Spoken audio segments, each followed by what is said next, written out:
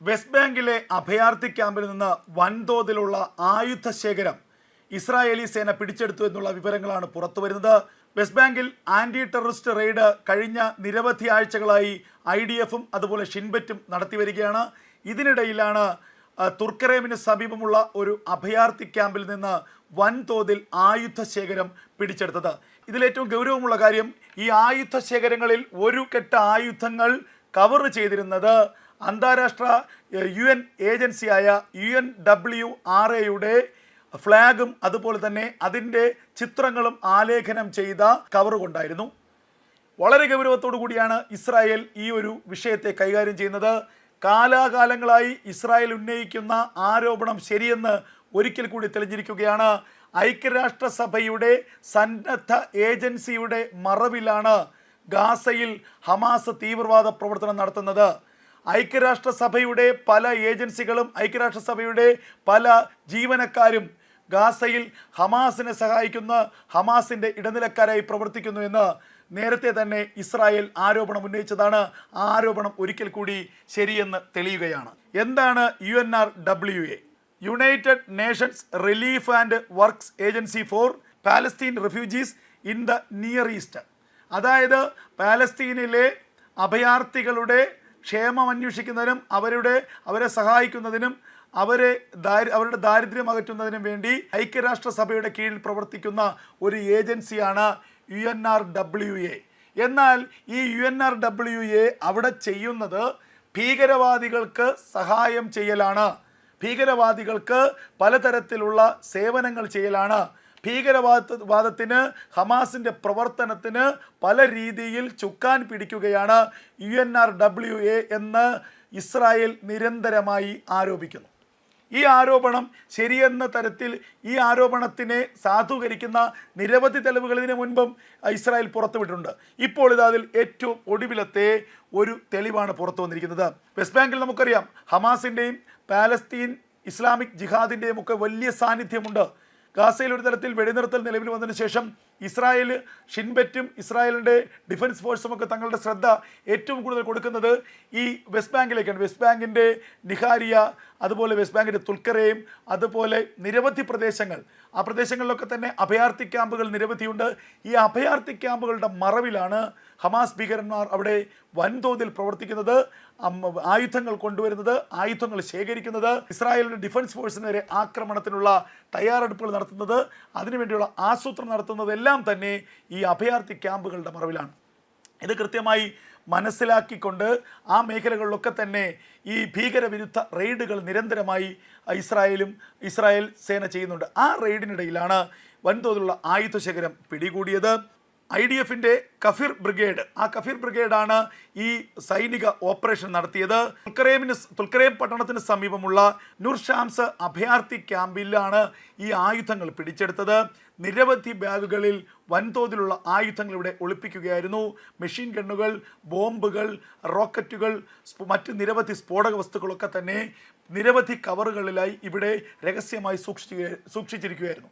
ഇതിലൊരു കവർ പൊതിഞ്ഞിരിക്കുന്നത് ഈ ഐക്യരാഷ്ട്രസഭയുടെ കീഴിലുള്ള UNRWA ഏജൻസിയുടെ അംഗീകൃതമായിട്ടുള്ള അവരുടെ ചിഹ്നങ്ങൾ പതിപ്പിച്ച അവരുടെ സ്വന്തം സഞ്ചിയിലാണ് ഈ ആയുധങ്ങൾ സൂക്ഷിച്ചിരുന്നത്. അപ്പോൾ ഇത് വളരെ നിർണായകമായ തെളിവെന്ന് ഇസ്രായേൽ പറയുന്നു. ഈ ആയുധങ്ങൾ എവിടെ നിന്ന് എവിടേക്ക് കൊണ്ടുപോയതാണ്?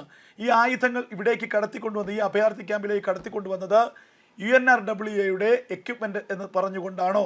ഈ ഐക്യരാഷ്ട്രസഭയുടെ കീഴിലുള്ള ഈ ഏജൻസിയുടെ മറവിലാണ് തീവ്രവാദികൾ വൻതോതിൽ ആയുധങ്ങൾ അങ്ങോട്ടും ഇങ്ങോട്ടും കടത്തുന്നത് എന്ന് ഇത് ചൂണ്ടിക്കാട്ടി ഇസ്രായേൽ ആരോപണം ഉന്നയിക്കുകയാണ്. ഹമാസ് അവരുടെ ഭീകരപ്രവർത്തനത്തിന് UNRWAയെ ഒരു മറയാക്കുന്നു. ഇതാണ് നിരന്തരമായി ഇസ്രായേൽ ഉന്നയിക്കുന്നത്. അതിന് തക്ക തെളിവുകളും ഇപ്പോൾ ലഭിച്ചതുപോലെ തന്നെ ഇസ്രായേലിന് ഇതിനു മുമ്പിൽ ലഭിച്ചിട്ടുണ്ട്. ഹമാസിൻ്റെ തടവറയിൽ നിന്ന് പുറത്തു കടന്നിട്ടുള്ള ബന്ദികൾ അവർ പിന്നീട് പറഞ്ഞത് പലപ്പോഴും റെഡ് ക്രോസിൻ്റെ വാഹനങ്ങളിലാണ് തങ്ങളെ സൂക്ഷിച്ചിരുന്നത്. റെഡ് ക്രോസിൻ്റെ വാഹനങ്ങളിൽ തങ്ങളെ ഒരിടത്ത് നിന്ന് മറ്റൊരിടത്തേക്ക് കൊണ്ടുപോകുന്നു. അങ്ങനെ പലയിടങ്ങളിലേക്ക് റെഡ് ക്രോസിൻ്റെ വാഹനങ്ങളിൽ തങ്ങളെ ഷിഫ്റ്റ് ചെയ്തിട്ടുണ്ട്. അപ്പോൾ സ്വാഭാവികമായും ഒരു കാര്യം വ്യക്തമാണ്, റെഡ് ക്രോസിൻ്റെ വാഹനം ഭീകരന്മാർ ഉപയോഗിച്ചു. അതുപോലെ തന്നെ അന്താരാഷ്ട്ര സേവന സംഘടനകളുടെ വാഹനങ്ങൾ ഭീകരന്മാർ ഉപയോഗിച്ചു. UNRWA പോലെയുള്ള അന്താരാഷ്ട്ര ഏജൻസികളുടെ, പാലസ്തീനിൽ പ്രവർത്തിക്കുന്ന ഏജൻസികളുടെ മാനുഷിക സഹായത്തിൻ്റെ മറവിൽ ഭീകരന്മാർ ആയുധങ്ങളും സ്ഫോടക വസ്തുക്കളും ഒരിടങ്ങളിൽ നിന്ന് മറ്റൊരിടത്തേക്ക് കടത്തി. എന്തിനേറെ പറയുന്നു, ഗാസയിലെ പ്രധാനപ്പെട്ട എല്ലാ ആശുപത്രികളും കഴിഞ്ഞ എത്രയോ വർഷങ്ങളായി ഹമാസിൻ്റെ കമാൻഡ് സെൻ്ററുകളായിരുന്നു. പുറമേ നോക്കുമ്പോൾ ആശുപത്രി, അവിടെ രോഗികളെന്ന വ്യാജേന കിടക്കുന്ന മുഴുവൻ ഹമാസിൻ്റെ ഭീകരന്മാർ. യുദ്ധത്തിൽ പരിക്കേറ്റ ഹമാസിൻ്റെ ഭീകരന്മാരെ മാത്രം അവിടെ ചികിത്സിക്കുന്നു. ഉള്ളിൽ നടക്കുന്നതോ, അവിടെ ഉള്ളിൽ ഹമാസിൻ്റെ കമാൻഡ് സെൻറ്റർ, ബേസ് ക്യാമ്പ്, ഹമാസിൻ്റെ ഭീകരപ്രവർത്തനത്തെ നിയന്ത്രിക്കുന്ന അവരുടെ ഏറ്റവും പ്രധാനപ്പെട്ട ഓഫീസുകളൊക്കെ ഈ ആശുപത്രിയുടെ കീഴിൽ, ആശുപത്രിയുടെ മറവിൽ, ആശുപത്രിയുടെ താഴെത്തട്ടിലുള്ള ഭൂഗർഭ അറകളിലൊക്കെയാണ് പ്രവർത്തിക്കുന്നത്. അപ്പോൾ ആശുപത്രിയെ ഇസ്രായേൽ സേന ഒന്നും ചെയ്യില്ല.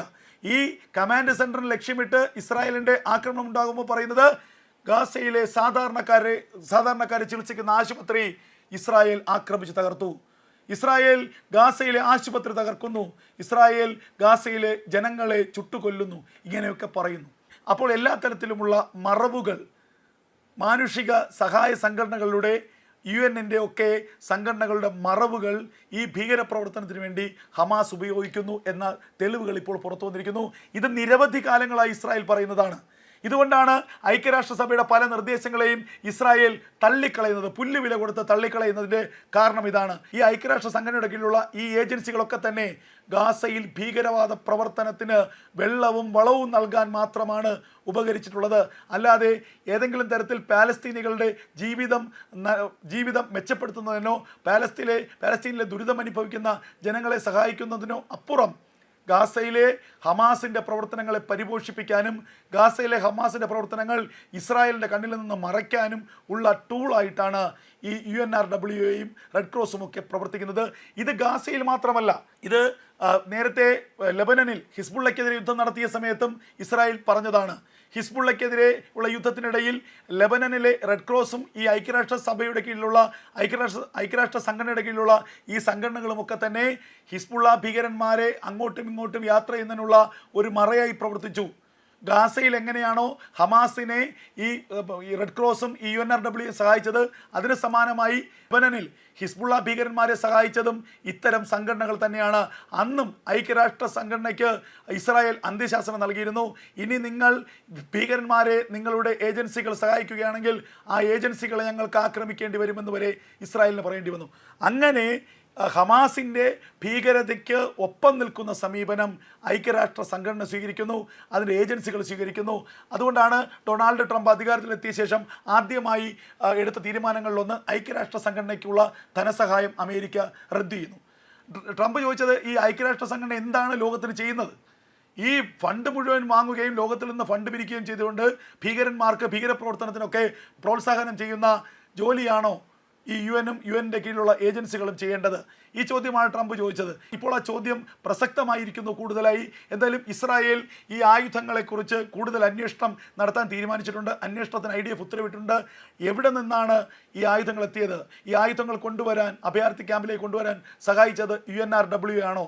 അത്തരത്തിലുള്ള കൂടുതൽ തെളിവുകൾ ശേഖരിക്കാനുള്ള അന്വേഷണം ഇസ്രായേൽ ആരംഭിച്ചു കഴിഞ്ഞിരിക്കുന്നു.